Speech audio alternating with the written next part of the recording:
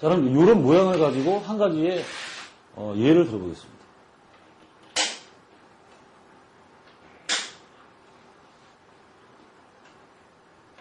자, 예를 들어서 이런 형태의 모양이 있는데요.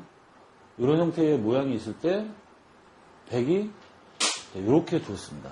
이렇게 두었을 때 과연 흙이 어떻게 두는 게 좋으냐? 이게 아주 가장 기본적인 거죠.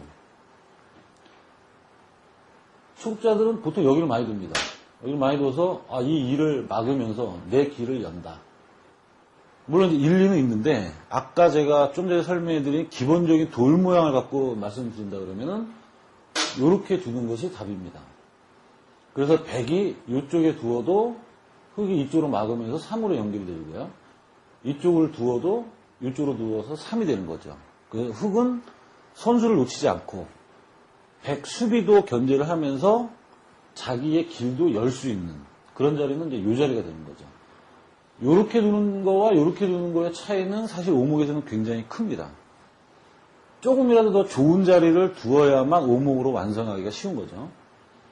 이런 정도가 초반의 기초 모양이고요. 다른 걸 하나 말씀드리면은, 자, 이런 형태에서 백이 이렇게 뒀습니다. 이렇게 뒀을 때, 과연 어디를 두는 것이 좋겠느냐. 요거는 이제 아까의 좋은 모양의, 한 번의 응용이 필요한데요. 아까 좋은 모양이다라고 한다면 여기를 두는 게 가장 좋지 않겠느냐. 이렇게 볼 수도 있겠습니다. 이 일을 막고 흙도 길을 여니까요. 하지만 이런 경우에는 백이 이제 조금 더 기술을 발휘하는데요. 이런 식으로 둬서 3을 여기 막을 때 이렇게 됩니다. 이런 식으로 둬서 이 자리 3, 3을 유도하는 거죠. 이런 부분이 되기 때문에 흙이 좀 불리한 상황이 됩니다. 따라서 이 경우에는 아까 좋은 모양을 한번 응용한다면 여기서 이런 식으로 삿갓 모양을 2개를 만드는 이 자리가 이 진행의 맥이 되겠습니다. 이것도 이제 초반 진행에서 아주 중요한 모양인데요. 이런 모양이 된다면은 만약에 백이 이 자리에 3을 치더라도 가운데를 안 막고 이렇게 막는 거죠. 이쪽 자리로 3을 이용하면서 이 아래쪽으로 수를 내는 그런 선수 유지가 되겠습니다.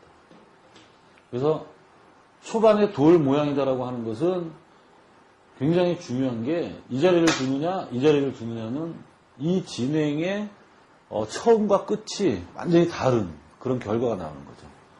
오목에서는 흙으로 3수와 4수에서 7수까지가 가장 중요하다고 합니다. 초반 진행이 잘못되게 되면은 백에게 역습을 당해서 금방 질 수가 있고요. 또는 오목을 내기가 가장 힘든 거죠. 이런 형태의 좋은 모양을 한번 응용해 주는 것도 기술이고요. 한 번 더 모양을 응용을 해보겠습니다. 한 번 더 모양을 응용을 하면 자, 이제 이런 형태의 모양이 있다라고 치죠. 이런 형태의 모양이 있다라고 치면 자, 백이 이 자리를 막았습니다. 이 자리를 막았을 때 흙이 이렇게 두죠. 자, 이렇게 뒀을 때 자, 백이 만약에 이렇게 두었다라고 한다면 자, 이 모양에서는 과연 어떻게 두는 것이 가장 좋을까요? 이거 역시 이렇게 두면 이 백을 막으면서 내 3이고 또 연결이 된다. 이렇게 생각해서 이 자리를 덥석들 많이 두게 되죠.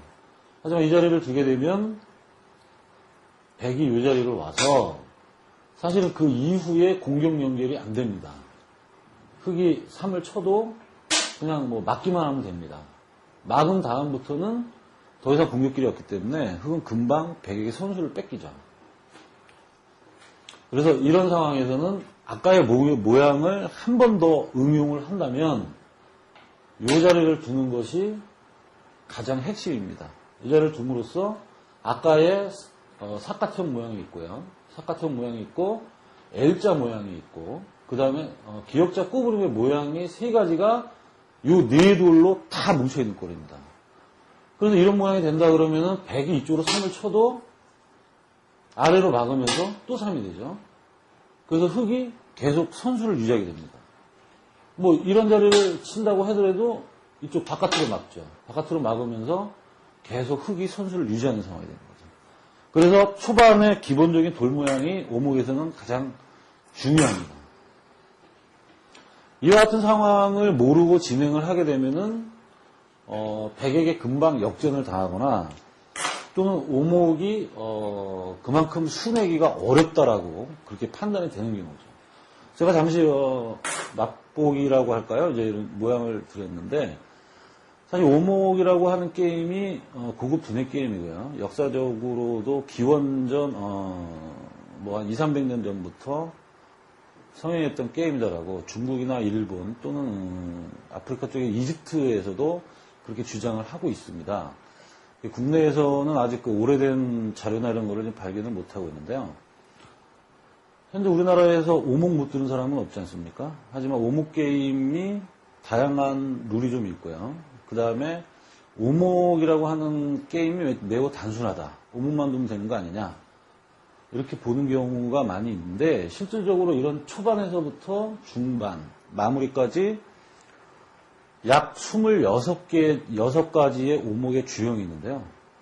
26가지의 주형마다의 정석을 따진다고 한다면 약 1200개가량의 정석이 나온다고 합니다.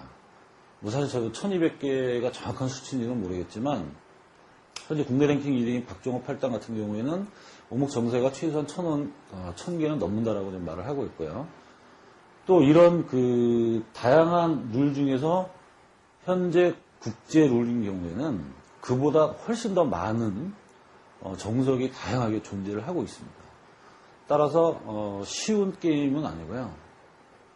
저 같은 경우에도 약 10년 이상을 공부를 해서 어느 정도 오목이다라는 거를 좀 터득을 했는데 사실 1, 2년 정도 공부를 해가지고서는 오목의 기초 정도 외에는 사실 알기가 어렵습니다.